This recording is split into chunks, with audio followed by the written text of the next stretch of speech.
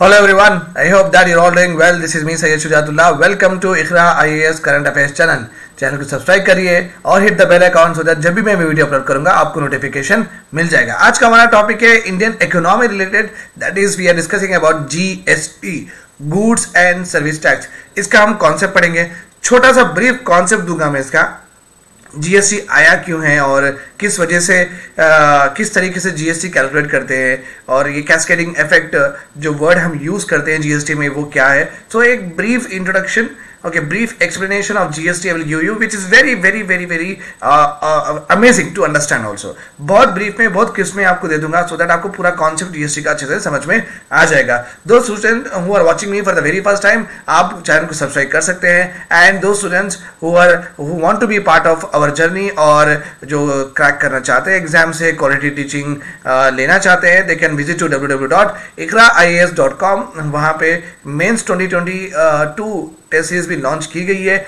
Foundation courses, NCERT courses for 2022-2023 के लिए भी लॉन्च की गई है। You can visit it. और डेली करंट अफेयर्स, वहाँ पे weekly current affair, daily current affair के पीडीएफ होते हैं, बहुत ऑसम होते हैं। उसमें आपको प्रीलिम्स कवरेज होता है, मेंस कवरेज होता है। So you can also download, वो फ्री है, so that you can make your notes very qualitatively और अच्छे से आप कंटेंट बना सकते हैं, राइट।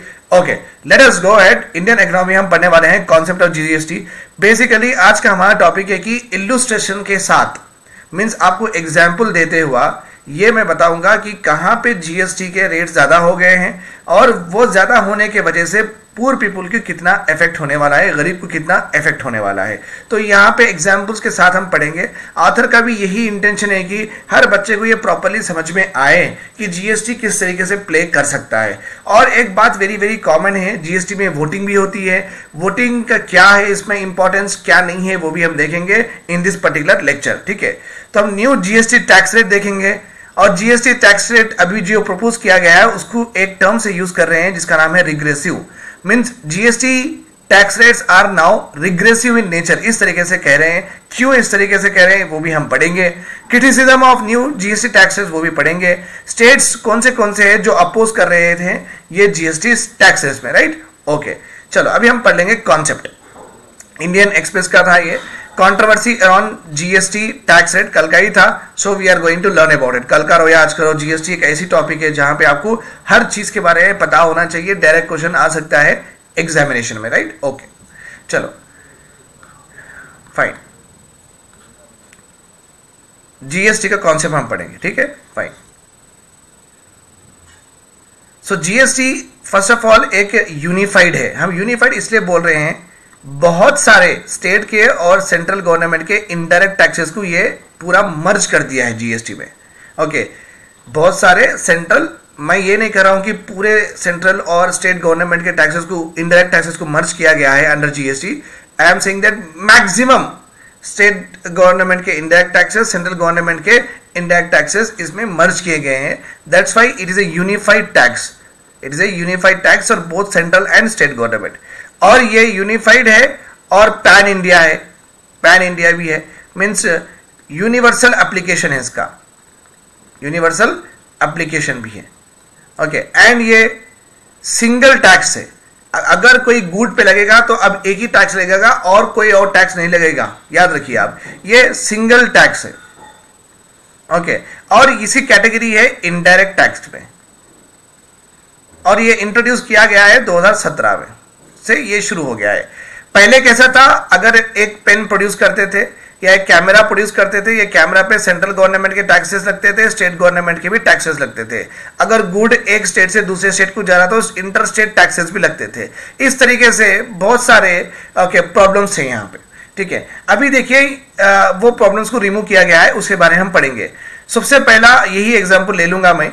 अगर एक कैमरा यहाँ पे प्रोड्यूस करते हैं, मेरे स्टेट में तेलंगाना में कैमरा प्रोड्यूस करते हैं, तो सेंट्रल गवर्नमेंट लेगी उनसे एक्साइज ड्यूटी, ठीक है। उसके बाद में सेंट्रल गवर्नमेंट लेंगी सेल्स ड्यूटी टैक्स, हमारी स्टेट गवर्नमेंट लेंगी वैट लेंगी इनसे, हमारी स्टेट गवर्नमेंट लेंगी इनका सेल्स टैक्स लेंगी, हमारी स्टेट गवर्नमेंट उनके ऊपर अगर व्हाट आई से इज ट्रेड अगर कर रहे हैं तो ट्रेड टैक्स लेंगी, तो एक्सेट्रा ये टैक्सेस लगेंगे, ये टैक्सेस लगेंगे। तो सेंट्रल गवर्नमेंट लेट्स सपोज कि ये तो सेंट्रल गवर्नमेंट के टैक्सेस है, तो वो इन तेलंगाना में रहो या कर्नाटक में रहो, महाराष्ट्र में रहो, टैक्सेस उनके सेम ही रहेंगे। बट स्टेट गवर्नमेंट में क्या प्रॉब्लम हो रहा था, स्टेट गवर्नमेंट, हमारी तेलंगाना स्टेट गवर्नमेंट के जो वैट के टैक्स रेट थे, सेल्स टैक्स रेट था, ट्रेड के ऊपर जो टैक्सेस थे, ये टैक्स गुजरात में टैक्स अलग थे। गुजरात के स्टेट वाले अलग तरीके से टैक्स करते थे गुड्स को, हम अलग तरीके से करते थे, जम्मू एंड कश्मीर वाले अलग तरीके से करते थे, मध्य प्रदेश वाले अलग तरीके से करते थे, क्योंकि स्टेट के पास ये ऑटोनॉमी थी कि उनके स्टेट के टैक्सेस फिक्स करें, उनके स्टेट के टैक्स रेट्स को फिक्स करे। तो अगर मैं एक गुड यहाँ पे तेलंगाना में प्रोड्यूस करता हूं तो मैं इनके हिसाब से यहाँ पे एक ऑफिस खोलना पड़ेगा और इनके टैक्स रेट के हिसाब से मुझे यहाँ पे हर यूनिट पे पैसा भरना पड़ेगा। अगर मैं ही मेरा ही कैमरा अगर गुजरात में बेचता हूं तो गुजरात के स्टेट के टैक्सेस सेम ही रहेंगे तो सेम, बट टैक्स रेट यहाँ पे डिफरेंट रहेगा, टैक्स रेट यहाँ पे डिफरेंट रहेगा। इससे पहले बोलते थे ना, अगर आईफोन लेना है तो गुजरात में जाके लो, क्योंकि वहां पे इलेक्ट्रॉनिक्स पे कम टैक्स है, वहां पे 10% 10,000 कम हो गए, यहाँ पे 10,000 ज्यादा हो गए, इस तरीके से। तो अभी क्या होगा, अगर एक समझो आईफोन मैन्युफैक्चरर है, एक आईफोन मैन्युफैक्चरर है, अब उसको इंडिया में 2 कंट्री से जो कि चीप लेबर प्रोवाइड करते हैं, एक तो इंडिया, एक जो चाइना। अब ये यहां जाएंगे, यहाँ पे भी इंडिया में भी पॉपुलेशन ज्यादा है तो यहाँ पे भी चीप लेबर है, यहाँ पे भी चीप लेबर है। तो एज ए इन्वेस्टर आईफोन जो मैन्युफैक्चरर है वो क्या करेगा, तो ये पैरामीटर उनका सेटिस्फाई हो जाएगा, यहाँ पे भी जा सकता है, यहाँ पे भी जा सकता है। अब he will go to another parameter, चलो भाई टैक्स रेट क्या है, यहाँ पे टैक्स रेट कम है, यहाँ पे अपने पास टैक्स रेट ज्यादा है, तो वो कहां जाएगा, वो चाइना में चले जाएगा, क्योंकि उसको तो प्रोटेक्शन से मतलब है, वो अपने पास नहीं आएगा। तो हम क्या करेंगे, tax rate on par with China रख देंगे, तो चाइना का टैक्स रेट सिस्टम, हमारा भी टैक्स रेट सिस्टम, दो भी रेट के हिसाब से दो भी सेम हो चुके हैं। उसके बाद में ये देखेगा कि अरे ये चाइना में तो पूरी कंट्री एक ही तरह से रूल होती है, यहाँ पे टैक्सेशन एक है, बट इंडिया में तेलंगाना वाले अलग लगाएंगे, गुजरात वाले अलग लगाएंगे, फिर मैं यहाँ पे आऊंगा इंडिया में आके फिर यहाँ पे ऑफिस खोलना पड़ेगा, यहाँ पे अकाउंटेंट्स को रखना पड़ेगा, यहाँ पे आईटी इंफ्रास्ट्रक्चर रखना पड़ेगा, यहाँ पे हाउसकीपिंग, इलेक्ट्रिसिटी, फिर तेलंगाना में फिर एक ऑफिस, दिल्ली में और एक ऑफिस, तमिलनाडु में और एक ऑफिस। तो भाई एक ही प्रोडक्ट के लिए अलग स्टेट में इतने सारे ज्यादा ऑफिस रख नहीं सकता ना, तो मेरा तो कॉस्ट फिर यहां आने का मतलब ही नहीं बना, राइट।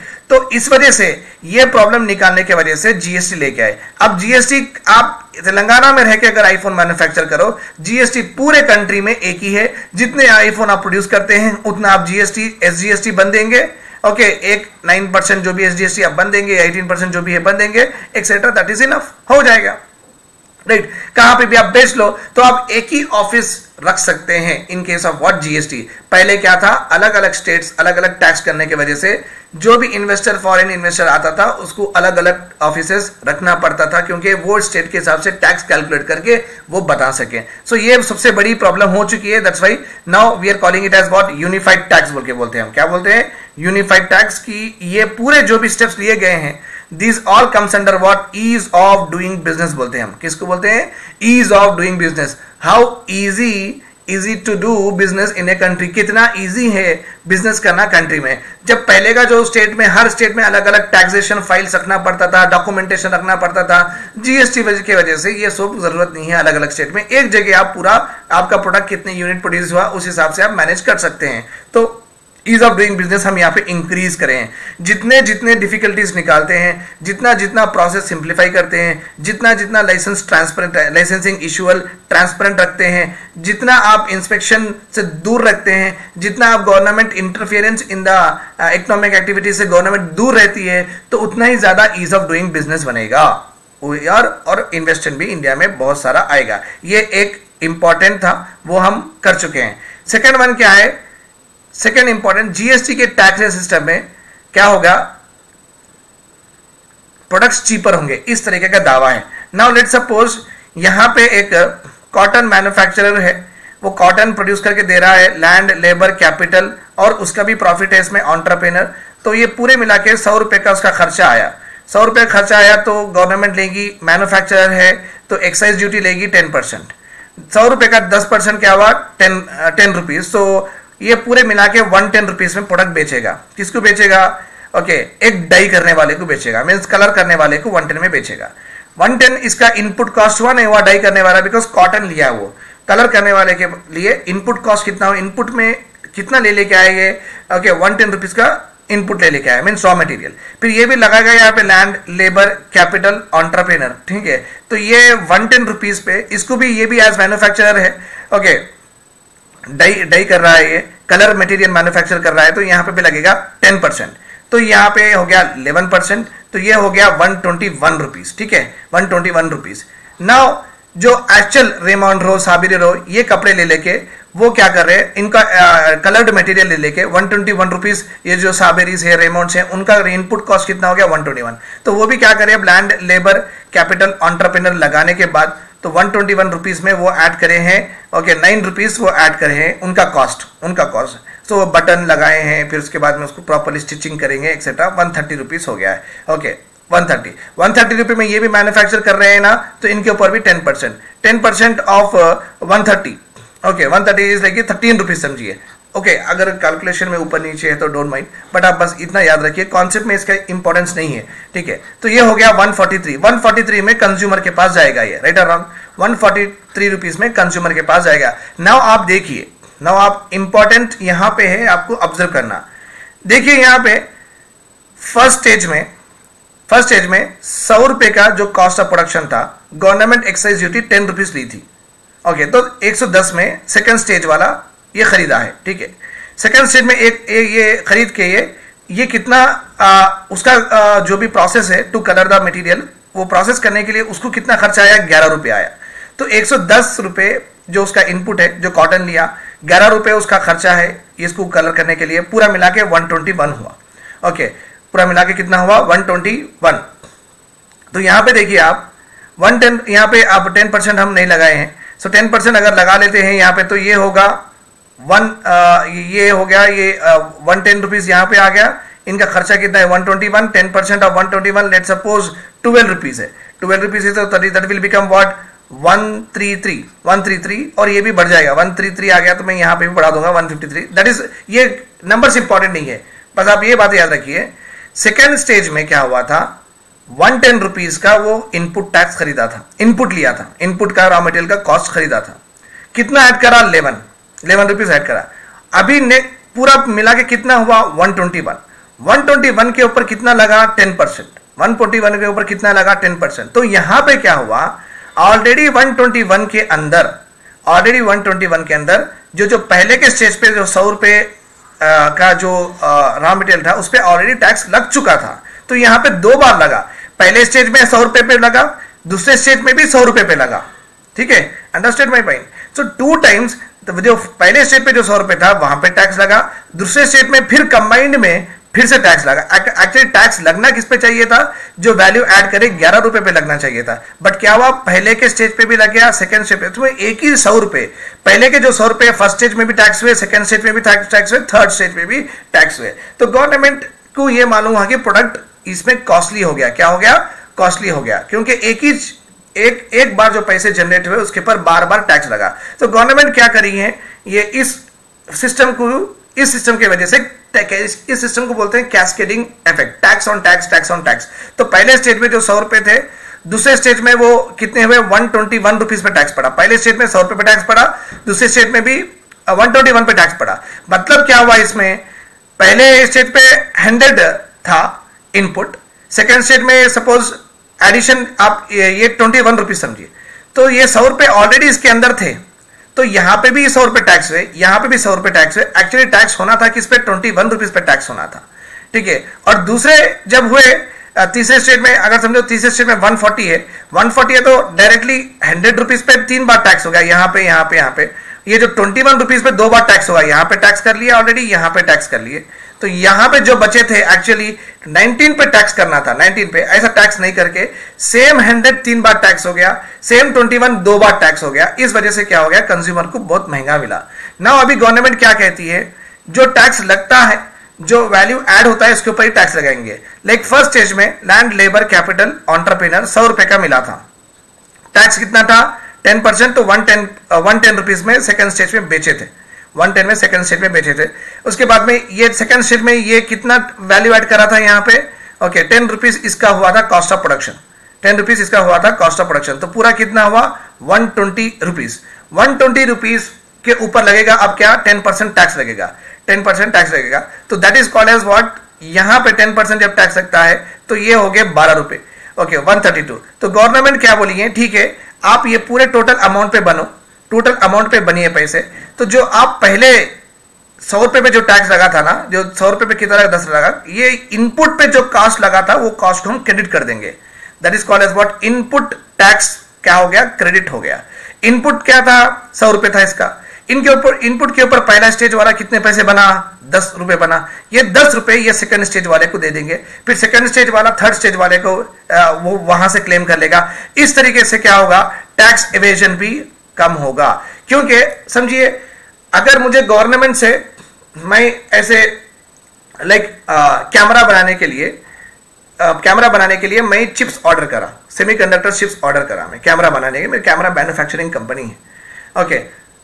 सो जब वो ऑलरेडी जो मुझे कैमरा बनाने के लिए जो चिप्स दे रहा है, सेमीकंडक्टर चिप्स दे रहा है, ऑलरेडी वो टैक्स बन चुका है।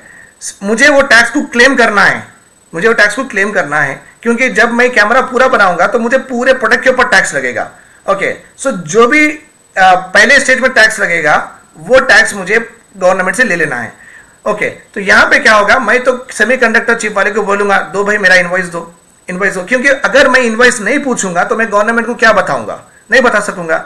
मैं जितने क्वांटिटी के ऊपर इनवॉइस वहां से पूछूंगा फर्स्ट स्टेज से, उतने ही इनवॉइस मैं गवर्नमेंट को सबमिट करूंगा, उतना ही पैसा मुझे रिटर्न आएगा।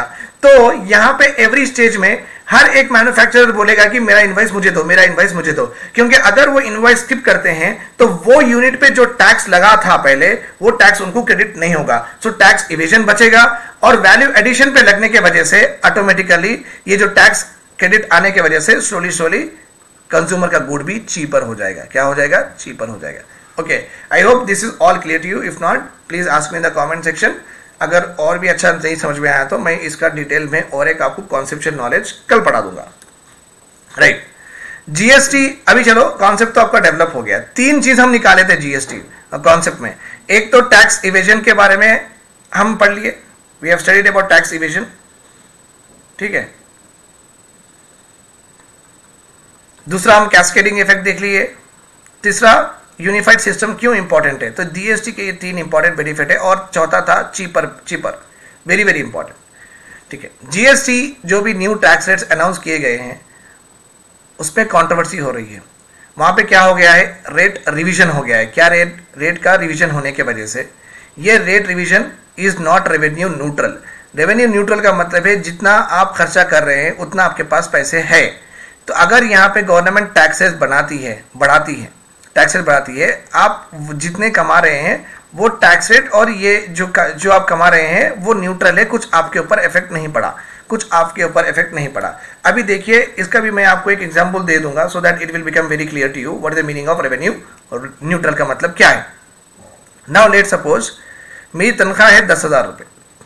10,000 रुपए में मैं एक बास्केट ऑफ कमोडिटीज खरीदता हूँ। यहाँ पे वीट, यहाँ पे राइस, यहाँ पे ऑयल, ठीक है, ट्रांसपोर्टेशन और रिचार्ज भी करा लेता हूँ, एक्सेट्रा एक्सेट्रा। ये पूरे मैं फूड कमोडिटीज खरीदता हूँ 10,000 रुपए में, ठीक है। अब गवर्नमेंट क्या करी, यहाँ पे कैटेगरीज सम, यहाँ पे थोड़े 5% टैक्स है, थोड़े 18% टैक्स है, थोड़े 28% टैक्स है, ठीक है। ये टैक्सेशन सिस्टम रहने के बाद भी मैं आराम से 10,000 रुपए में ये सब चीजें खरीदता हूँ। अभी गवर्नमेंट यहाँ पे क्या करी, ये जो समझो ये फूड आइटम्स है, ये कंज्यूमर ड्यूरेबल्स है, ठीक है, कंज्यूमर ड्यूरेबल्स है। और ये समझो लग्जरी आइटम्स है। क्या है, ये लग्जरी आइटम्स है। इस तरीके से टैक्सेशन अभी भी है। गवर्नमेंट अभी क्या करी, ये जो 5% जो फूड आइटम्स है ना, इसको 10% बना दी, ओके। और लग्जरी आइटम्स को क्या करी, गवर्नमेंट 18% बना दी, ओके। तो यहां पे अब क्या हुआ, तो गवर्नमेंट ये कह रही है हम एक जगह बढ़ाए तो एक जगह कम करें। ओवरऑल क्या होगा, आपकी तनख्वाह पे इंपैक्ट नहीं पड़ेगा, क्योंकि आपकी रेवेन्यू, आप जो भी कमाते हैं ज्यादा एक्सपेंडिचर करने की जरूरत नहीं है, क्योंकि रेवेन्यू न्यूट्रल है। क्यों, अगर एक जगह हम बढ़ाए तो दूसरी जगह हम कम करें, दैट्स वाई हमारा जो जीएसटी टैक्सेशन सिस्टम है अभी वो रेवेन्यू न्यूट्रल है, क्योंकि आपके रेवेन्यू के ऊपर आपके आप जितना कमाते हैं उसके ऊपर आपको ज्यादा भार नहीं पड़ेगा। इस तरीके से कहा है निर्मला जी ने। तो अब यहां पे क्वेश्चन है, आप फूड आइटम्स के ऊपर बढ़ाए क्यों? लग्जरी आइटम से बढ़ाना था तो आपको पैसा ज्यादा चाहिए तो इसके ऊपर बढ़ाना था, क्योंकि जो गरीब है ये तो फूड आइटम्स के ऊपर डिपेंड होगा ना, उसको तो ये consumer durables, fridge, micro oven, AC, इसकी तो जरूरत नहीं है, लग्जरी आइटम्स तो वैसे भी नहीं खरीदेगा, राइट। तो इस पे कम करके यहाँ पे बढ़ाने का ये कौन सा डिसीजन है? ये तो पूरा एनवाइज है। आप इस तरीके से रेवेन्यू न्यूट्रल नहीं बता सकते हैं कंट्री को कि देखिए वहां पे कम करें, यहाँ पे ज्यादा करें, तो बहुत तो ओवरऑल टैक्सेस सिस्टम में आपके पैसे तो ज्यादा नहीं जाएंगे। ये गलत बात है। That is what the author is saying. Okay, तो रेट रिवीजन के होने के वजह से यहां पे ऑथर कहते हैं it's not at all revenue neutral. ये रेवेन्यू न्यूट्रल है ही नहीं। मैं एग्जांपल आपको दे दिया। ये एक रिग्रेसिव नेचर है of taxation. What is this? ये एक रिग्रेसिव नेचर ऑफ टैक्सेशन है, regressive nature of modification of taxation system है, और ये डिसीजन लेना बहुत कंट्रोवर्शियल हो गया है because to the government. Regressive का मतलब है, ये भी आपको मैं समझा दूंगा। दे आर ए की तनख्वाह है 10 लाख रुपए सालाना, बी की तनख्वाह है समझिए एवरेज पर कैपिटा इनकम ले लेंगे अपन 1.5 लाख, 1,39,000 है, मैं 1.5 लाख ले लो, 1.5 लाख है। ओके, अगर समझिए मिल्क पे, दूध पे टैक्स 28% लगता है, ओके, और ये भी बिकॉज इंडायरेक्ट टैक्सेस सबके ऊपर सेम होते हैं। कोई भी इंडायरेक्ट टैक्सेस कुछ भी खरीदो, कोलगेट रहो, कैमरा रहो, लैपटॉप रहो, गरीब खरीदो या अमीर खरीदो, टैक्सेस एक ही रहता है, इंडायरेक्ट टैक्सेस, और all same for everyone. Okay, तो यहाँ पे देखिए, अब अगर मिल्क की पैकेट ये खरीदता है तो इसके ऊपर लगेगा 28%। तो इसकी तनख्वाह में, एक ही जो 10 लाख रुपए की तनख्वाह में जितना ये मिल्क के ऊपर टैक्स बन रहा है वो 0.0000004% ऐसा होगा। मेरा जिसकी 1,50,000 सालाना तनख्वाह है, वो मिल्क पैकेट पे जो 28% बन रहा है, उसकी तनख्वाह में वो 1.2% ऐसा रहेगा, राइट और रॉन्ग? क्योंकि ये तनख्वाह ज्यादा रहने की वजह से इसका जो टैक्स रेट में जो पैसा ये बन रहा है ये बहुत कम बन रहा है। इसकी तनख्वाह कम रहने की वजह से ये जो टैक्स रेट बन रहा है मिल्क के ऊपर, इसके प्रोपोर्शन में, इसकी तनख्वाह के प्रोपोर्शन में यहाँ पे 1.2% है। तो यहाँ पे क्या होगा? अमीर को कम टैक्स लग गया, गरीब को ज्यादा टैक्स लग गया। ये सिस्टम को बोलेंगे हम रिग्रेसिव टैक्सेशन सिस्टम बोलेंगे, राइट? ओके, चलो, तो यहाँ पे यही कह रहे हैं आतर कि पहली बात जो दावा किया था कि ये रेवेन्यू न्यूट्रल है, ये रेवेन्यू न्यूट्रल वैसे भी नहीं है। दूसरा क्या था? ये जो हम हमेशा इंडिया फॉलो करती थी प्रोग्रेसिव टैक्सेशन सिस्टम, ये बन चुकी है रिग्रेसिव टैक्सेशन सिस्टम, और तकलीफ देगी पुअर पीपल की। GST council decided to exempt. पहले ओरिजिनली क्या था? जीएसटी काउंसिल हमेशा ये बोलती थी कि भाई फूड ग्रेन्स को कभी भी हम टैक्सेशन नहीं करना, ओके, और बहुत सारे नेसेसिटीज को हम टैक्सेशन नहीं करना। There would be only one tax, okay.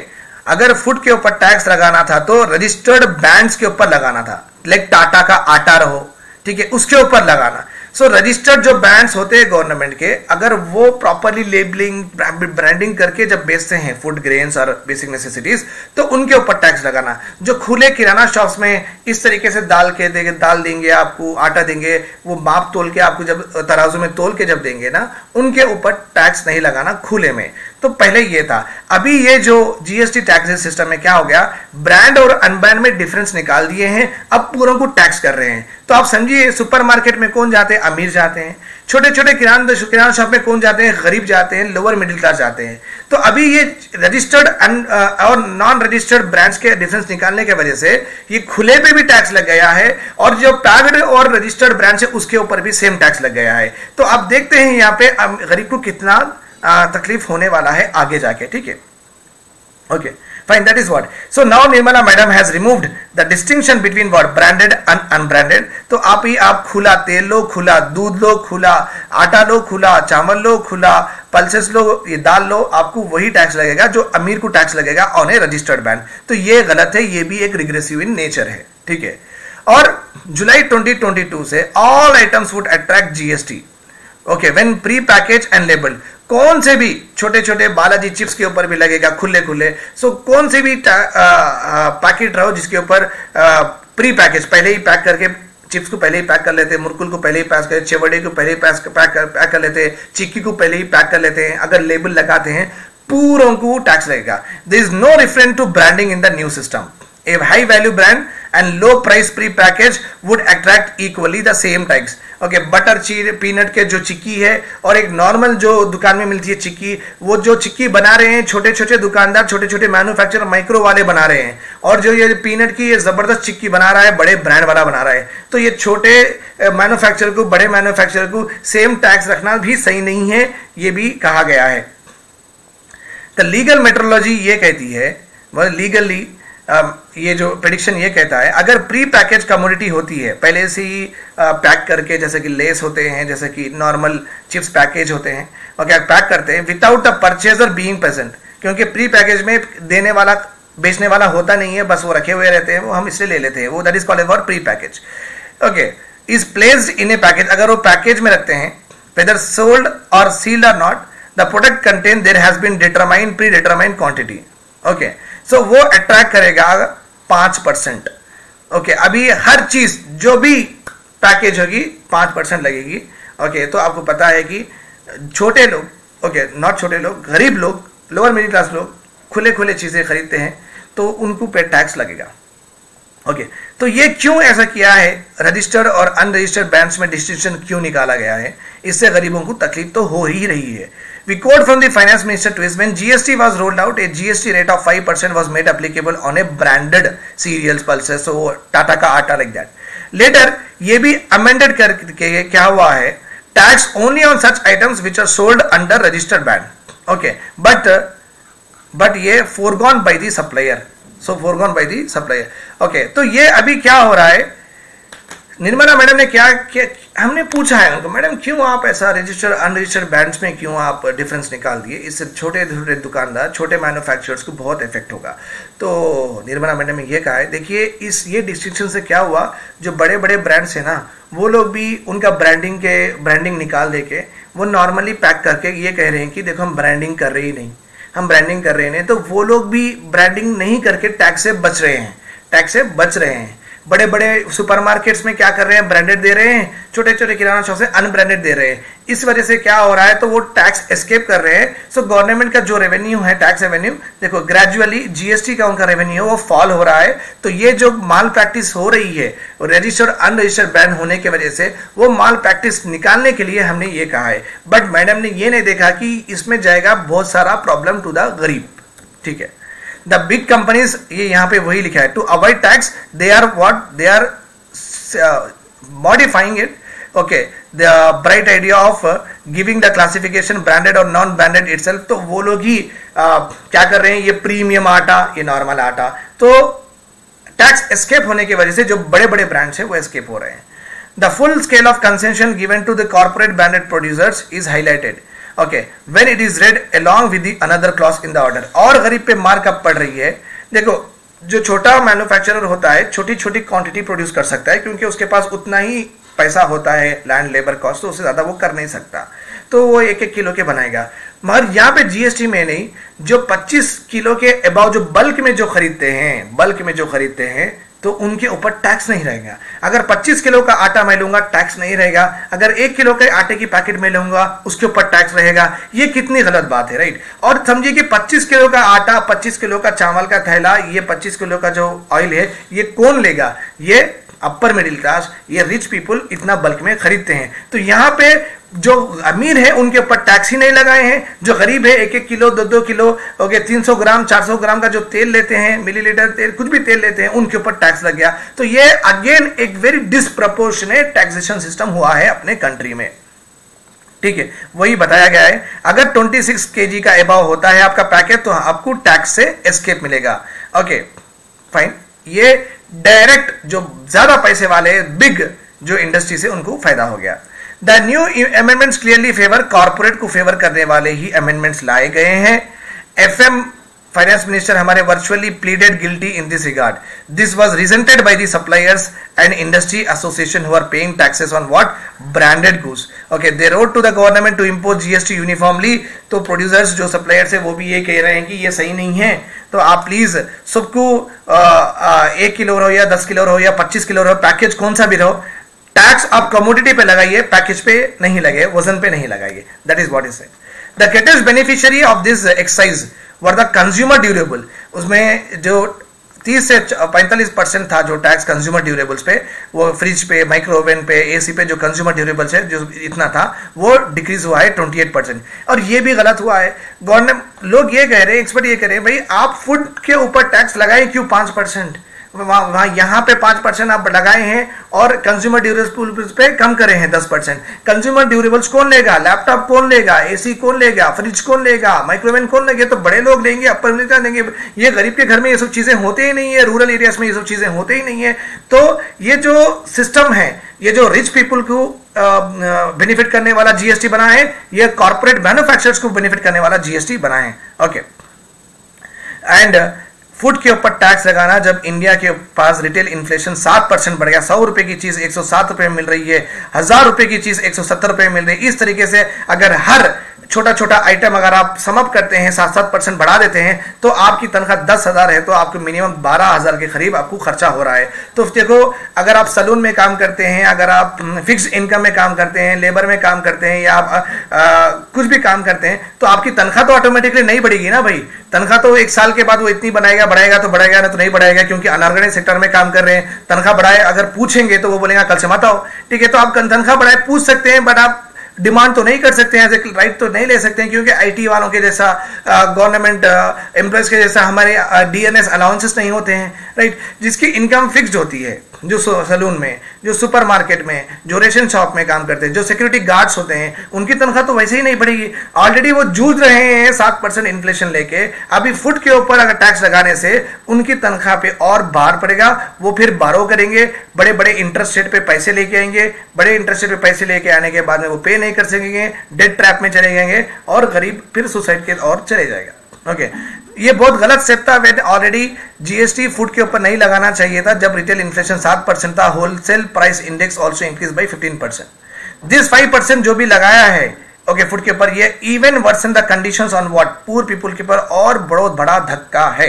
Okay, right. So this is the controversy which is there with regard to GST में ये सब प्रॉपरली इल्यूस्ट्रेट करके बताया गया है। I hope this is all understood you. अगर आपको कुछ डाउट्स है तो आप कमेंट सेक्शन में पूछिए, I will be most happy to help you out. Thanks a lot, keep watching and share all with all of your friends. ठीक है, आज आप सब लोग मेरा वीडियो का स्टेटस लगाना। ठीक है, बाय बाय।